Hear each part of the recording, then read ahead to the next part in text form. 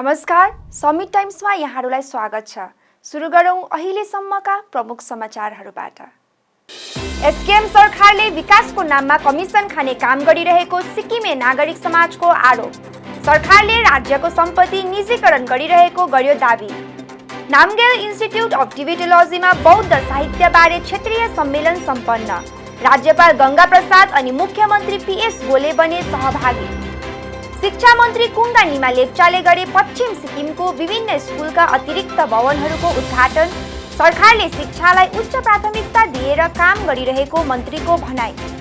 अनि एनआईसी गान्तोकका प्राविधिक निर्देशक डाक्टर एलपी शर्मालाई एजुकेसन आइकन अवार्ड प्रदान। कोभिड महामारीमा अनलाइन कक्षा सहज बनाउन दिएका थिए योगदान। अब समाचार विस्तारमा। एसकेएम सरकारले पब्लिक प्राइभेट पार्टनरशिपको नाम जप्दै सिक्किमको जमिन र पैसामा राज्य बाहिरका मानिसलाई फाइदा पुर्याउने काम गरिरहेको सिक्किमे नागरिक समाजले आरोप लगाएको छ।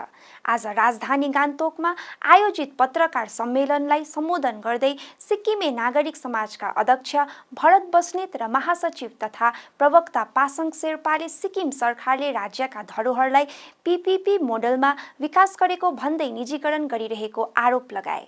यसका साथै सरकारले राज्यमा जति पनि परियोजना पीपीपी र बीओटीमा सुरु गरेको छ ती सबैबारे श्वेतपत्र जारी गर्नुपर्ने पनि सिक्किमे नागरिक समाजले माग गरेको छ। श्वेतपत्र जारी नभएसम्म यस्ता परियोजनाका निर्माण कार्य स्थगित राखिरहनु पर्ने पनि उनीहरूको माग गरेका छन्। पत्रकार सम्मेलनलाई सम्बोधन गर्दै सिक्किमे नागरिक समाजका प्रवक्ता पासाङ शेर्पाले वेस्ट पोइन्ट ट्याक्सी स्ट्यान्डमा 14 तले शपिङ मल निर्माणको ठिका पाएको मेसासो इन्फ्रास्ट्रक्चर प्राइभेट लिमिटेडको क्षमतामाथि प्रश्न खडा गरे। उनले यसै वर्षको 8 फरवरीमा मात्र पञ्जीकरण भएको अनि 3 करोड मात्र क्यापिटल क्षमता भएको कम्पनीलाई कसरी सिक्किम सरकारले यत्रो ठूलो परियोजना निर्माण गर्ने जिम्मा लगायो भन्ने प्रश्न गरे। यसका साथै सेक्सिम जोन 3 मा रहेको क्षेत्रमा भुइँचालोको खतरालाई परवाह नगरी 14 तले भवन निर्माण गर्दा भविष्यमा यस निर्माण क्षेत्रको तल्लोपट्टि रहेको आडीथाङको सुरक्षालाई पनि सरकारले नजरअन्दाज गरेको शेर्पाले आरोप लगाए। प्रवक्ता शेर्पाले यो परियोजना पीपीपी नभएर सरकार र सत्तामा रहेको पार्टीको कमिसन खाने भारो मात्र भएको दावी गर्दै यो परियोजनाले कुनै पनि रूपमा सिक्किमलाई फाइदा नदिने ठहर गरेका छन्। अर्कोतिर सिक्किमका 7 वटा जलविद्युत परियोजना वर्तमान सरकारले निजी कम्पनीलाई बिक्री गरिसकेको सिक्किमे नागरिक समाजको ठहर छ। यसमध्ये एउटा जलविद्युत परियोजना जिम्मा लिएको हनुमान गंगा नामक कम्पनीको कुल शेयर क्यापिटल 1 लाख रुपियाँ मात्र रहेको र कम्पनी पनि 3 फरवरी 2020 मात्र गठन भएको दावी गर्दै जलविद्युत परियोजना निर्माण क्षेत्रमा कुनै अनुभव नै नरहेको कम्पनीलाई सरकारले कसरी परियोजना जिम्मा दियो भन्ने सिक्किमे नागरिक समाजको प्रश्न रहेको छ। यसबाहेक सिक्किम राज्य ब्याङ्कले कुन आधारमा राज्यको बाहिरको मान्छेलाई 70 करोड रुपियाँको लोन दियो भन्ने प्रश्न पनि सिक्किमे नागरिक समाजले उठाएको छ।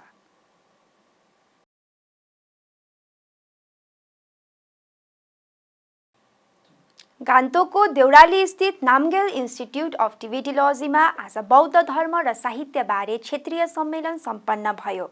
अन्तर्राष्ट्रिय बौद्ध महासङ्घ अनि इन्डियन काउन्सिल फर कल्चर रिलेसनले संयुक्त रूपमा आयोजना गरेको कार्यक्रममा राज्यपाल गंगा प्रसाद मुख्य अतिथि थिए भने विशिष्ट अतिथिका रूपमा मुख्यमन्त्री प्रेमसिंह तामाङ उपस्थित थिए। कार्यक्रमलाई सम्बोधन गर्दै मुख्य अतिथि राज्यपाल गंगा प्रसादले बौद्ध धर्मावलम्बीहरूलाई संसारभरि छरिएर बसे पनि यसको मूल केन्द्र भारत नै रहेको विचार व्यक्त गरेका थिए। उनले विभिन्न राज्यमा बौद्ध अध्ययन केन्द्र सुचारू रूपमा सञ्चालन हुँदै आइरहेको बताए। यसरी नै मुख्यमन्त्री प्रेमसिंह तामाङले यस प्रकारको आध्यात्मिक कार्यक्रमले मानिसभित्र सकारात्मक ऊर्जा, पारस्परिक समझदारी अनि आध्यात्मिक चेतना जागृत हुने मन्तव्य जाहेर गरेका थिए। मुख्यमन्त्री गोलेले यस प्रकारको सम्मेलनको आयोजनाले धार्मिक साहित्यको संरक्षण अनि ज्ञान चेतनाको विकास हुने विश्वास व्यक्त गरे। राज्यका शिक्षा मन्त्री कुङ्गा निमा लेप्चाले आज पश्चिम सिक्किमको विभिन्न स्कुलमा निर्मित अतिरिक्त भवनहरूको उद्घाटन गरे।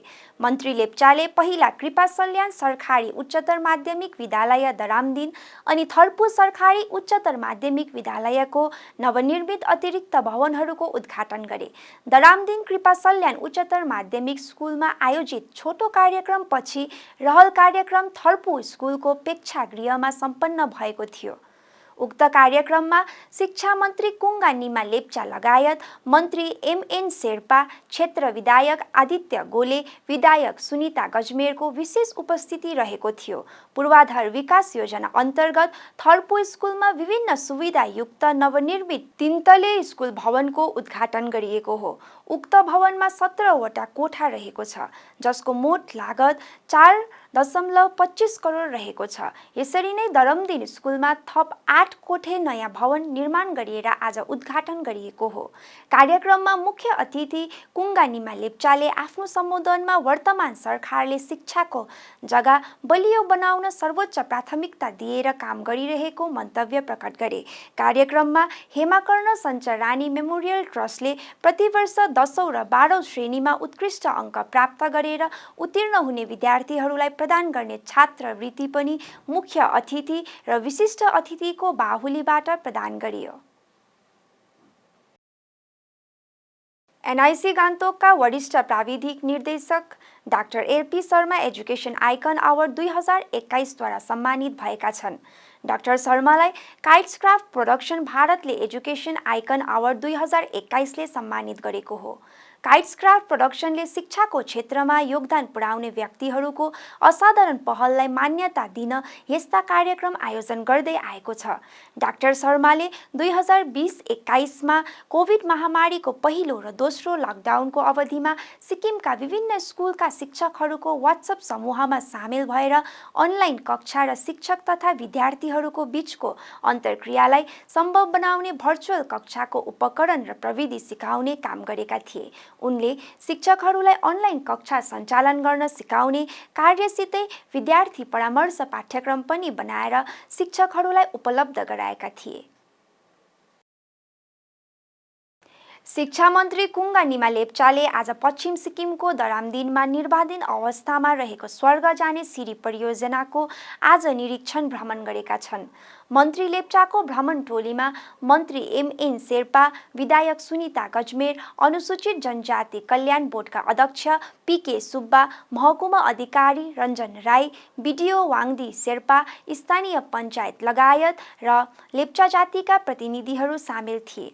पश्चिम सिक्किमको दरामदिनमा लामो समयदेखि निर्माणाधीन अवस्थामा रहेको स्वर्ग जाने सिरी परियोजनाको निर्माण कार्य 24 वर्षमा पनि पूरा भएको छैन। मन्त्री कुङ्गा निमा लेप्चाले यस अधुरो परियोजनाको निर्माण कार्यको प्रगतिबारे जानकारी लिए। उक्त परियोजनाको शिलान्यास वर्ष 1997 मा तत्कालीन मुख्यमन्त्री पवन चामलिङले गरेका थिए। तर सम्बन्धित विभाग र ठेकादार माझ ठिकसँग समन्वय नहुँदा उक्त परियोजना धेरै समयसम्म लथालिङ्ग अवस्थामा रह्यो। यद्यपि अहिले केही हदसम्म यस परियोजनाको काममा प्रगति देखिन थालेको छ। यस परियोजनाका लागि वर्ष 2013 मा सरकारद्वारा 16 करोड 55 लाख रुपियाँ अनुमोदन गरिएको थियो।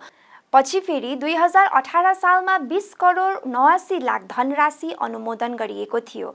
लेप्चा समुदायको ऐतिहासिक पक्ष बोकेको स्वर्ग जाने सिरी परियोजनाको निर्माण कार्य वर्ष 1997 मा सुरु गरिएको थियो। त्यसबेला परियोजनाको डिटेल प्रोजेक्ट रिपोर्ट ठिक ढङ्गले तयार नगरिएको आवाज उठेपछि निर्माण कार्यमा बाधा पुग्न गएको थियो। पछि विभागले डिपिआरलाई संशोधन गरेको थियो, तर निर्माण कार्यले निरन्तरता नपाउँदा यो परियोजना अधुरो रहेको थियो। राज्यमा एसकेएम सरकार आएपछि यस परियोजनालाई पूरा गर्ने दिशामा चासो देखाइएको छ।